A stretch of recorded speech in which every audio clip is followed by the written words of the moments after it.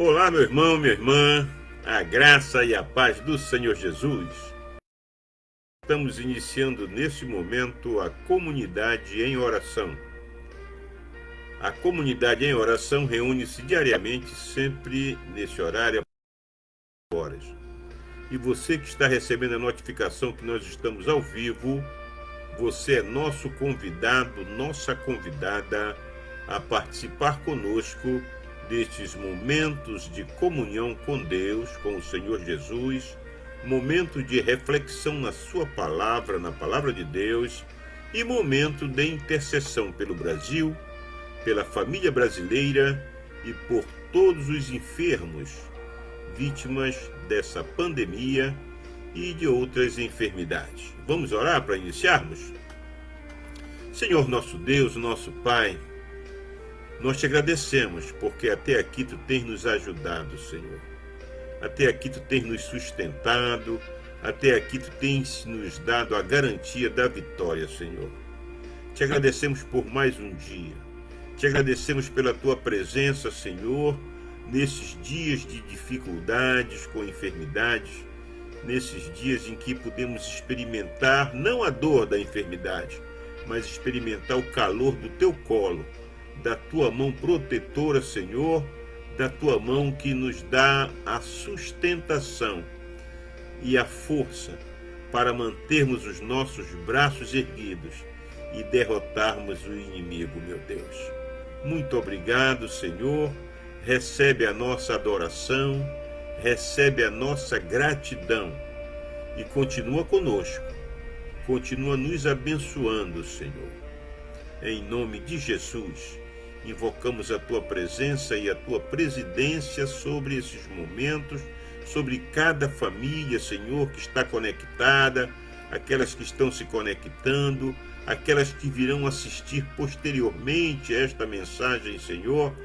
Em nome de Jesus, Pai, derrama a bênção sem medida sobre essas famílias, sobre esses lares, onde houver necessidade de milagre, meu Deus, faz o milagre. Tu és o Deus do milagre, tu és o Deus do impossível. E é, Senhor, justamente com essa fé, com essa alegria que nós declaramos: até aqui nos ajudou o Senhor. Amém? Louvado seja o nome do Senhor. Bem, nós iniciamos este programa de hoje agradecendo inicialmente a Deus que nos concede, através dessa prova que estamos passando, nós estamos sob o isolamento exigido pelos médicos, em função de termos testado positivo para o Covid. E esses dias que ficamos sem apresentar o programa foram dias terríveis, de muitas dores, muita febre e uma sensação terrível. Eu não gostaria que ninguém passasse pelo que nós passamos, e porque ou pelo qual todas as pessoas que experimentaram essa doença sabem bem os sintomas e sabem como é doloroso e dolorido, né? Mas eu quero dizer a você que em momento algum eu senti qualquer temor. Eu senti dor, mas não senti temor, porque eu senti o calor do colo do Senhor. Eu senti a mão dele me afagando e me dando o consolo e a força necessária. E hoje, como nós estamos bem melhor, graças a Deus, nós estamos mais animados, não sentimos tontura, não sentimos dor de cabeça. Talvez eu esteja um pouco afônico, mas já dá para conduzir o programa. E se houver alguma tosse, alguma coisa, também saibam que é consequência, do processo.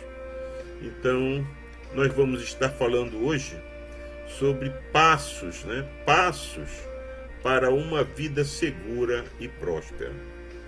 Esse tema seria o assunto a ser abordado na nossa reunião, nos pequenos grupos, mas eu não pude estar presente, mas eu faço questão de compartilhar com os irmãos e irmãs da comunidade em oração esse tema, justamente para que vocês possam ver como é que Deus trabalha na vida da gente.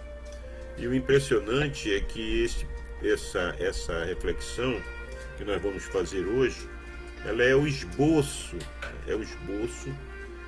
que eu utilizei para a pregação que eu fiz domingo na igreja.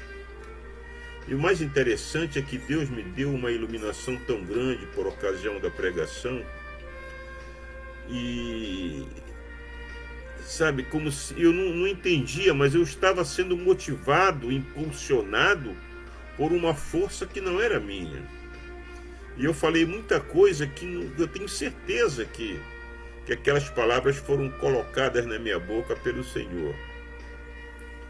E naquele domingo agora, nesse último domingo, eu fui só para a igreja. Eu tive que ir sozinho para a igreja porque Nazaré já estava abatida em casa, né? Ela ficou abatida, já com febre, com dor de cabeça. Ela já vinha desde a quinta-feira, né?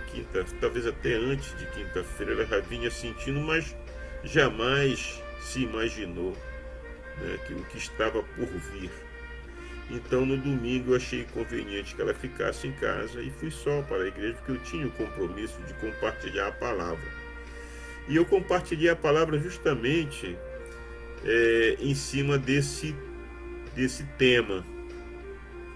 Mas não sei por que cargas d'água, eu uso o termo cargas d'água para vocês entenderem, mas eu vejo que Deus providenciou para que eu não falasse o tema da mensagem.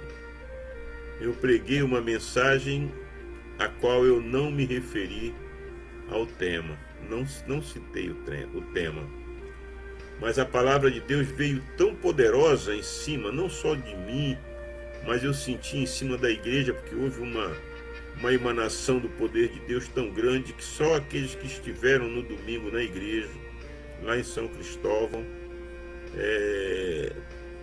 podem testemunhar o que aconteceu.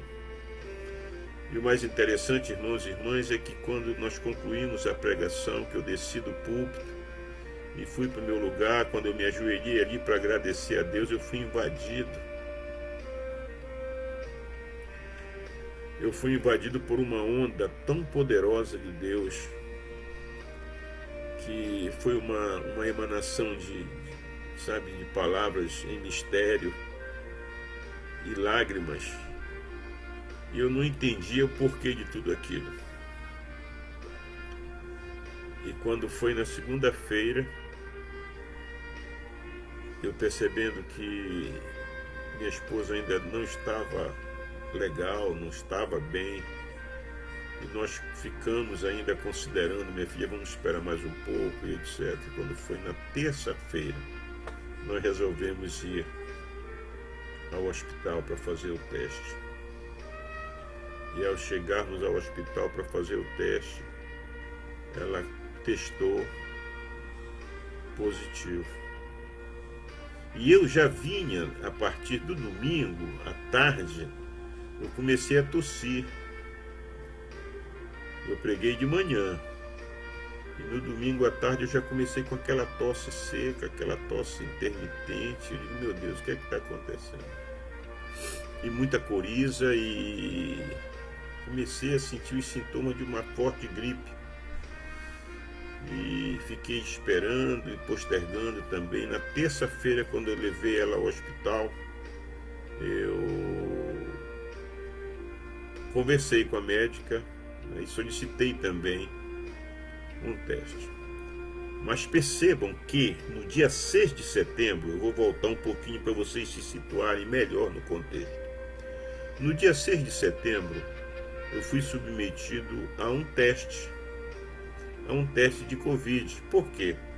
Porque no dia 8 de setembro, eu seria submetido a um procedimento cirúrgico para uma correção de um ponto da minha cirurgia que eu fiz há 3 anos atrás. Tinha um ponto que não fechou durante esses 3 anos, esse ponto ficou ali, fechado, mas de vez em quando ele estourava, fechado, mas de vez em quando ele estourava. E pela cabeça da gente passa 1001 coisa, né? Com certeza.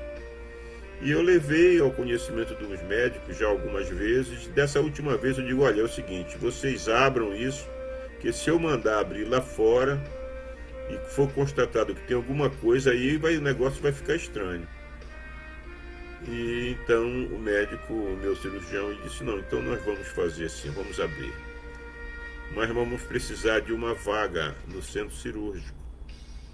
O senhor vai para casa, deixa o telefone, o número do seu telefone e aguarde o chamado. E o chamado foi justamente para fazer a cirurgia no dia 8. No dia 8. Só que eu teria que fazer o exame do Covid. Eu tinha que fazer o exame no dia 6, na segunda-feira, 6 de setembro. E eu fui fazer e deu negativo, porque se tivesse dado positivo eu não teria feito a cirurgia. Aí eu fiz o procedimento cirúrgico, etc, né? E correu tudo bem. Então 7, 8 eu fiz a cirurgia. Quando foi no dia 10, eu acho, 8 foi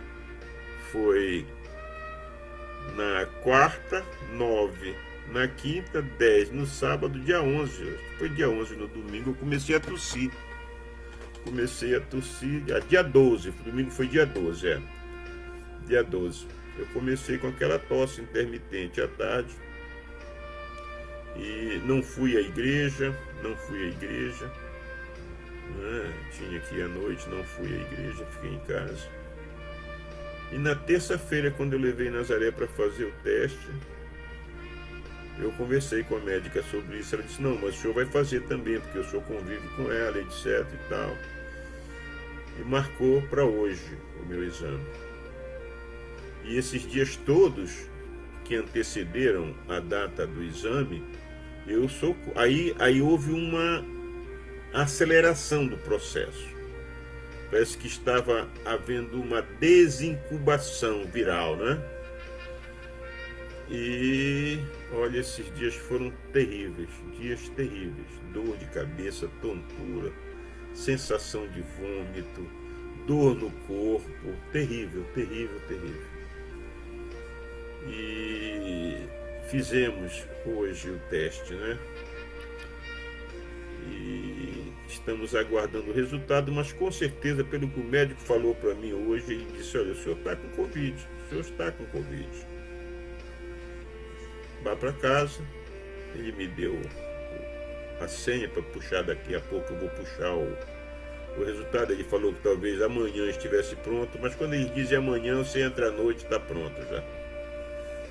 E esse é o testemunho que eu dou a vocês. Anteriormente, né, ou antes de eu começar a pregação, e aí eu abro um parênteses e digo para vocês: percebam como Deus nos prepara, percebam como Deus fala com a gente e como Deus prepara o nosso coração, a nossa alma, a nossa mente, principalmente nós que somos pessoas tementes a Deus, pessoas que cremos em milagre, né? Ou pessoas que creem em milagre. Nós muitas vezes subestimamos, né, a nossa capacidade, ou a nossa intimidade, ou o amor de Deus por nós, o zelo de Deus por nós. Nós nos achamos tão indignos, nós nos achamos tão insignificantes.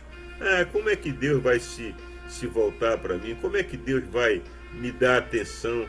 Eu moro aqui nesse bairrozinho, eu moro aqui nessa cidadezinha, eu moro aqui nesse estado pobre, eu moro no Brasil, né? Às vezes a gente pensa que só os europeus, só os americanos lá do norte, que são abençoados porque eles são importantes. Negativo.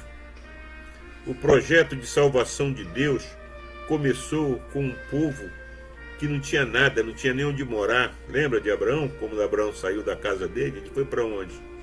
Ele foi vagar, seguindo a determinação de Deus. Mas não faltou nada para Abraão, aleluia! Não faltou, irmãos. Nós servimos um Deus que cumpre a sua palavra. Nós servimos a um Deus que cumpre a sua promessa. O profeta Isaías disse que o povo que andava nas trevas viu uma grande luz. E Jesus começa o seu ministério justamente na Galileia. no lugar onde havia a maior miséria, onde o povo era o mais pobre, o mais humilde. Então nunca se subestime diante de Deus. Nunca ache que pelo fato de você ser pobre, ou ser negro, ou ser mulher, ou ser mãe solteira, eu não sei qual é a sua condição, mas não se subestime, porque Deus te ama da mesma forma que ama o rico, que ama o loiro, que ama o europeu, que ama o poderoso. Deus te ama e Ele te dá muito mais atenção do que a qualquer outra pessoa. Mas Ele pagou o mesmo preço pela vida do rico, do pobre, do negro, do branco, da mulher, da mãe solteira. Ele pagou o mesmo preço. Ele não fez e jamais fará acepção de pessoas. Por isso é que eu digo para vocês, Deus escreve certo, por linhas certas. Nós é que entortamos as linhas devido ao nosso imediatismo, devido à nossa limitação. Nós somos limitados, nós temos pressa para que tudo aconteça no nosso tempo, mas o Senhor do tempo é Deus. Vamos trabalhar. Salmo 37, aleluia. Salmo 37, de 3 a 7. Diz assim a palavra do Senhor: confia no Senhor e faze o bem, habitarás na terra e verdadeiramente serás alimentado. Deleita-te também no Senhor e te concederá os desejos do teu coração. Entrega o teu caminho ao Senhor, confia nele e ele o fará. E ele fará sobressair a tua justiça como a luz e o teu juízo como o meio-dia. Descansa no Senhor e espera nele. Não te indignes por causa daquele que prospera em seu caminho, por causa do homem que executa astutos intentos. Amém? Louvado seja o nome do Senhor. Eu quero fazer rapidamente uma consideração inicial, dizendo que há muitos ensinos nas Escrituras, com certeza. De Gênesis a Apocalipse, existem milhares de ensinos, que para nós, na maioria das vezes, não passam de palavras. Conhecemos o texto, sabemos até em que capítulo e versículo estão, não que não reputemos ou que não reputamos valores a eles. Podemos até discorrer sobre o assunto, mas não conhecemos o que eles significam.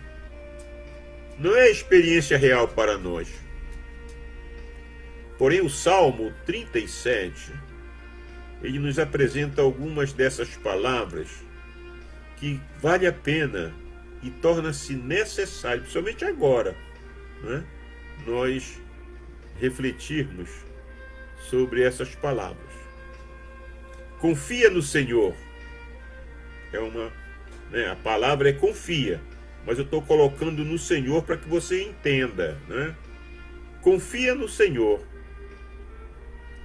Deleita-te também no Senhor. A palavra aqui é deleita-te. Entrega o teu caminho ao Senhor. Qual é a palavra? Entrega. Descansa no Senhor e espera nele. Qual é a palavra? Descansar. Esperar, que é o complemento do descansar. Então, eu acho que rapidamente nós vamos fazer essa abordagem, mas vocês vão entender a forma como é que Deus nos prepara, não é? Primeiramente, irmãos e irmãs, nós vamos trabalhar em cima da palavra confiar.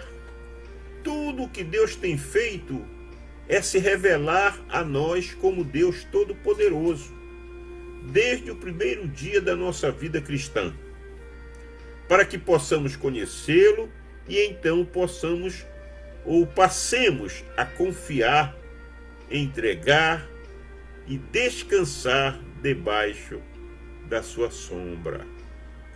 O salmista, no Salmo 91, de 1 a 4, ele diz assim: aquele que habita no esconderijo do Altíssimo, à sombra do Onipotente descansará. Direi do Senhor, ele é o meu Deus, o meu refúgio, a minha fortaleza, e nele confiarei. Porque ele te livrará do laço do passarinheiro e da peste perniciosa.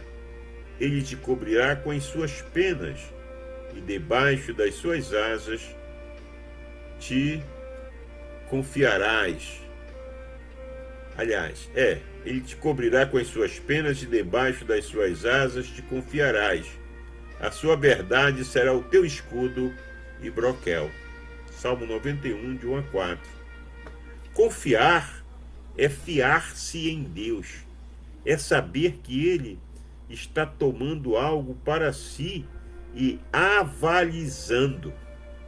Deixar nas mãos de alguém que pode dar garantia de realizar.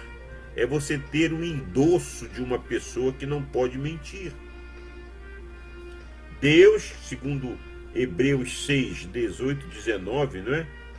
Deus, ele não mente. Ele não se contradiz naquilo que ele afirma.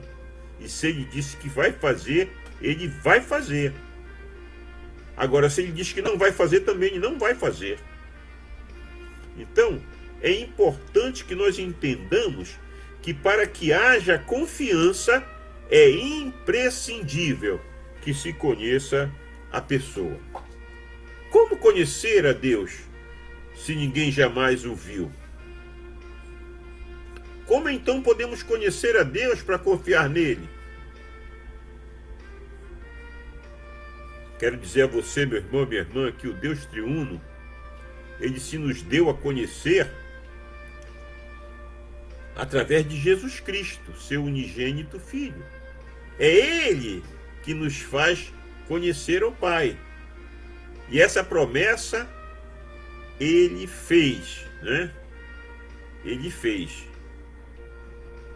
Jesus, ele cumpre essa promessa. João 17, 25, 26 diz assim: Pai justo, o mundo não te conheceu, mas eu te conheci. E estes conheceram que tu me enviastes a mim. E eu lhes fiz conhecer o teu nome, e lhe farei conhecer mais, para que o amor com que me tens amado esteja neles, e eu neles esteja. Então perceba que é na face de Cristo que conhecemos a glória do Pai. E o apóstolo Paulo afirma isso na segunda carta aos Coríntios, capítulo 4, versículo 6, quando ele diz assim: porque Deus, que disse que das trevas resplandecesse a luz, é quem resplandeceu em nossos corações para a iluminação do conhecimento da glória de Deus na face de Jesus Cristo. Percebam a importância da palavra de Deus. Perceba o quanto a palavra de Deus, o conhecimento da palavra de Deus é importante para a nossa vida, para que nós possamos ter segurança na nossa vida, para que nós possamos ter testemunho, mas um testemunho sério. Esse testemunho de só vitória, só vitória, só vitória. A vitória, ela é o resultado de lutas. Então, se você é alistado em uma tropa, em um exército, a sua vida passa a estar na mão do seu amigo, e a vida do seu amigo passa a estar nas suas mãos. É um por todos, todos por um. Jesus morreu por todos. Agora, todos nós precisamos confiar e dar testemunho desse Filho unigênito, do Pai. Aleluia. Louvado seja o nome do Senhor. Por isso é importante confiar no Senhor. Conhecer o Senhor através da sua palavra, através da Escritura. Absorver o ensino que a palavra de Deus tem e traz para cada um de nós. Deleita-te também no Senhor e te concederá os desejos do teu coração. Essa é outra palavra, é outro verbo que nos motiva, né, a ampliar a nossa intimidade com Deus. Deleita-te. Deleitar é se deliciar, agradar-se, ter prazer em Deus. Mas no sentido espiritual da palavra, é amamentar-se, leitar-se de Deus. Confiança é conhecimento de Deus.